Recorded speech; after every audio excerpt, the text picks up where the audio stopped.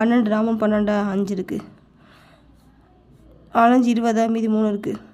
இப்போ ஏபி 2 பேர் சேர்ந்து பார்த்திங்கன்னா 5 + 3 8 8 ஏடு ஒரு பங்கு ஒரு நாள் வேலை அளவு 5 ஒரு நாள் வேலை அளவு 3 பியோட ஒரு நாள் வேலை அளவு 3 2 சேர்த்து 8 2 பேர் சேர்த்து பண்ணுற வேலை அளவு வந்து 8 ஏபி இருவரும் சேர்ந்த வேலையை 3 நாட்கள் செய்தனர். 3 நாட்கள் செய்கிறானா இப்போ 8 பார்க்குறோமா. இப்போ ஏபியோட ஒரு நாள் வேலை அளவு பார்த்திங்கன்னா ஏபியோட ஒரு நாள் வேலை அளவு 60 பண்ணும், அது 60 எல்சிஎம் போட்டுங்க. ஒரு நாளோட வேலை அளவு 4 12 1 நாங்கு இன்னும் 8 1 நாங்கு 20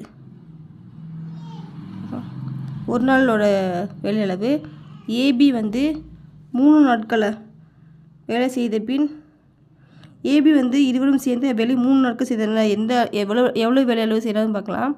இருவரும் சேர்ந்து 3 நாட்களில் முடித்த வேலை அளவு 3 நாட்கள் முடித்த வேலை அளவு என்ன வரும்னா 3 போட்டுருக்கோம். அந்த 3 போட்டுக்கிட்டு இந்த கண்டுபிடிச்ச போய் 3 இன்ட்டு ஒரு நாளோட வேலை அளவு 2/15 போட்டுக்கணும். 15 2/5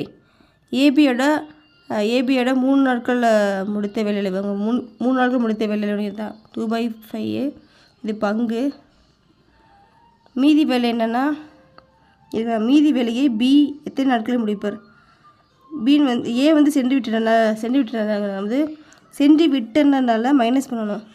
என்ன பண்ணணும் மைனஸ் மீதி வேலை 1 மைனஸ் முடித்த வேலைனா 1 மைனஸ் முடித்தல் இதுதான் 2/5 3/5 மீதி வேலைனா இதான் வரும். மீதி வேலை பி எத்தனை நாட்கள் முடிப்பார். இப்போ பார்த்தீங்கன்னா பி கேட்குறாங்க மீதி வேலை பி எத்தனை நாள் முடிக்க கேட்கும்போது என்ன பண்ணணும் 3